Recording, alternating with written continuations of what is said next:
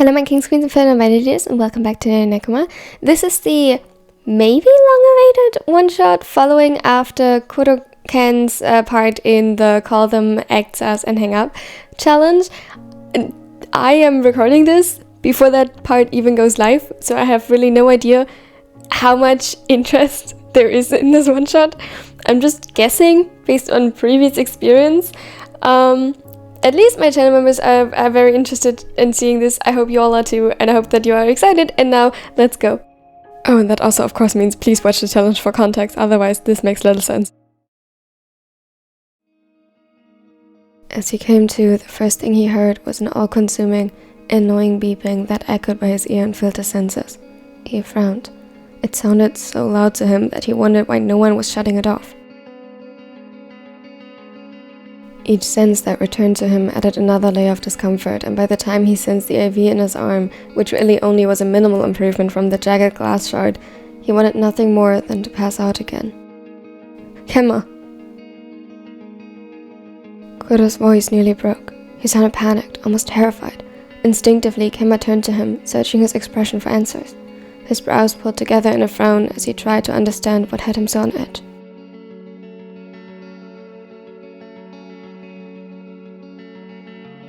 How do you feel? Are you in pain or still dizzy? His hand reached out to him gently, hesitantly. He brushed a few strands of hair from Kenma's face and examined it as closely as Kenma had his before. The worry for him reflected in Kuro's hazel eyes was almost too much to understand.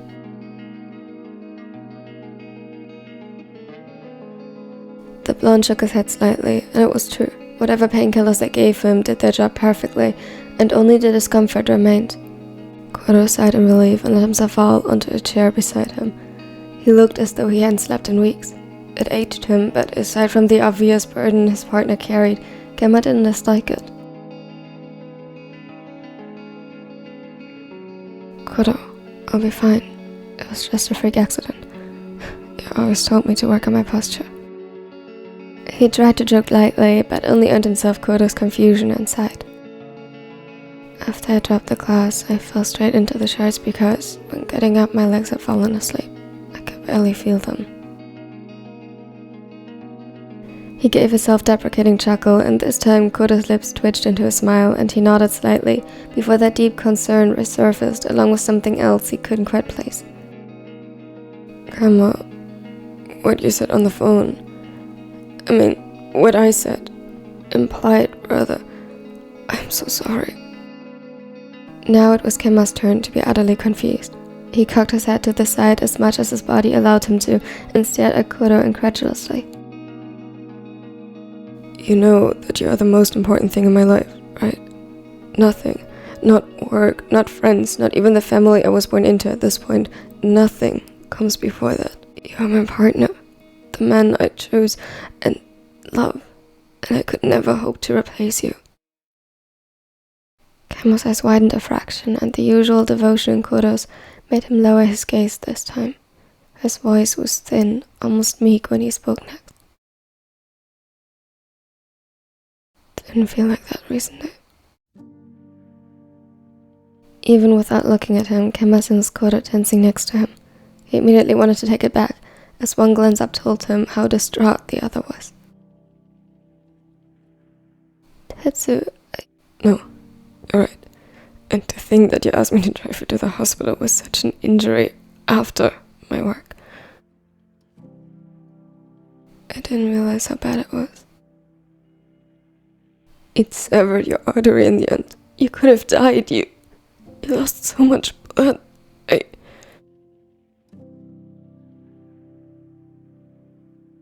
I'm so sorry, Kenma.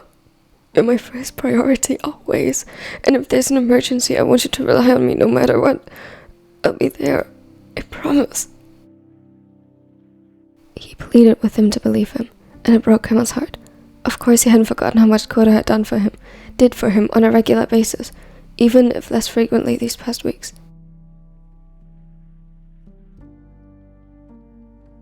Tetsu, I know. I'm sorry, I was frustrated and not thinking clearly, and you never told me what this was about, so I felt just tired. I don't want to have to ask anymore. Gentle hands closed around his, and Kuro brought it to his lips. As the hopeless romantic he was, he placed a tender kiss on each finger before tracing them softly. I'm sorry. The new project took longer than I assumed it would, but it offered a great opportunity, and I wanted to surprise you by the end of it. Surprise me how? Kuro's surprises were certainly something. Sometimes it were small little gestures and gifts that were right on point, while other times he went completely over the top.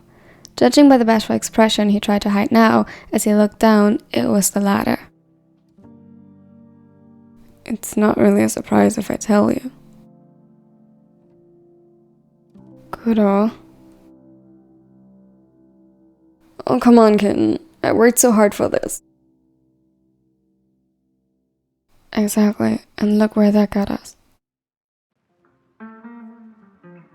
Kuro sighed in defeat. He still avoided eye contact as he began explaining, but Kenma wouldn't let go of his hand even as Kuro tried to place it back.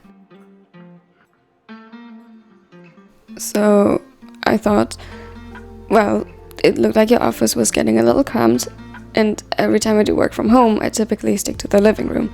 I know we do just fine now, but I thought maybe it'd be nice to have some more space. More space? So you want us to move into a bigger apartment? Actually, I was thinking more, well, I was saving up for a house. I thought if we could afford it, surely that was the logical next step. Kenma looked at him still a little incredulously as he processed his words. This was what he had been losing sleep over? Also, yep, this definitely fell into the latter category of his surprises. He sighed. You're impossible. Do you not like the idea? I know you don't like sudden changes. I, of course, wouldn't have just bought it like that. We still have time and... Shut up. You're not a dork. You know that, right? Kuro pouted, and Kenma couldn't help but laugh. It was like a knot loosened in his chest, like the weight attached to it suddenly fell off. He could breathe more easily again.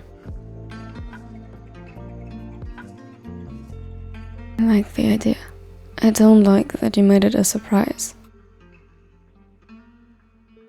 I thought it'd be nice, and I wanted to wait until I had enough money set aside. Tetsu, we do have enough. Makuro shook his head.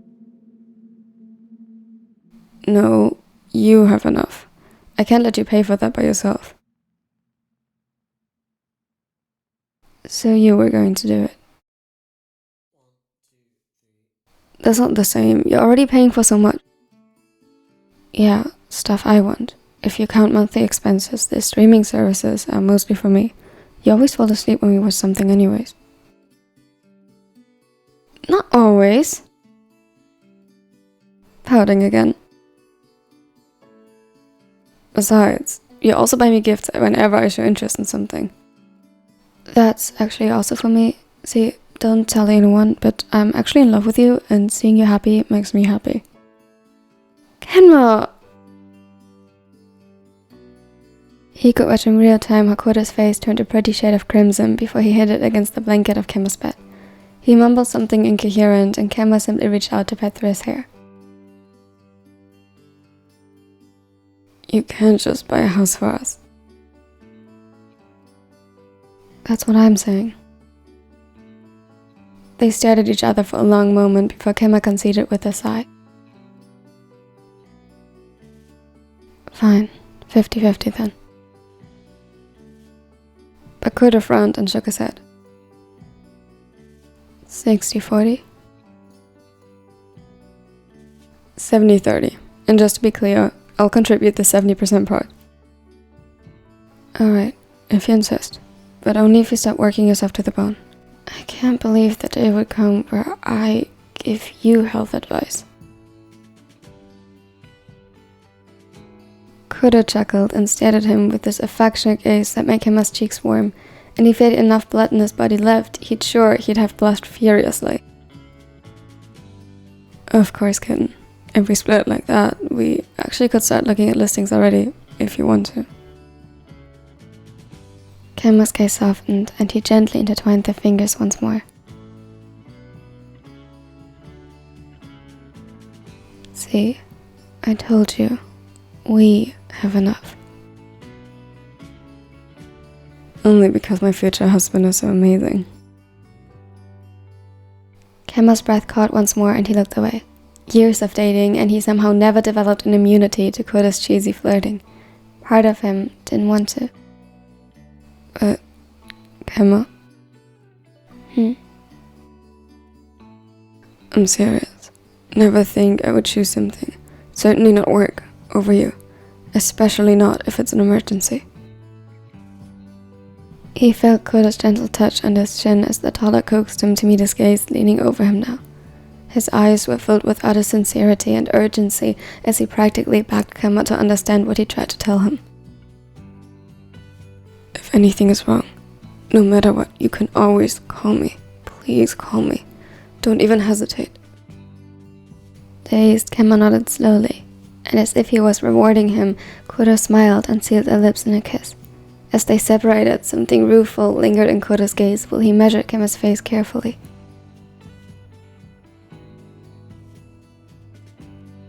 Never scare me like that again, kitten. There is so much I still want to experience with you.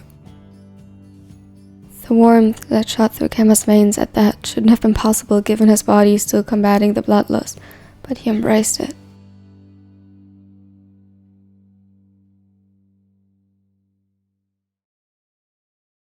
Thank you so much for watching to the end. I really hope you enjoyed this. And yeah, tell me what you thought about this one-shot of KuroKen. If I should make more KuroKen one-shots again, even independently of the challenges. It feels like a little bit like returning to the roots of this channel. I mean, the first video was a KuroKen video, even though I think what really got this channel to where it is now is Boka KuroKen. The beauty of Polish shows. But yeah, don't forget to like and subscribe if you enjoyed this, and tell me please your favorite quote from this video under the pinned comment. It would mean the world to me. A special thanks as always goes out to my little Nikos. They are the absolute best and they support this channel so much. I appreciate every single one of you, and they get early access to videos in return. So if that sounds interesting to you, feel free to check out the join button under this video. Here on my other social media, you can check that out as well if you want. And of course, also here's more content. I would appreciate it to the world if you could click on it and check out more of it. And I hope you have a wonderful day. Bye everyone. Wake up, today's gonna be a good day. Wake up, today's gonna be a good day. Wake up, today's gonna be a good day. Wake up, today's gonna be a good day.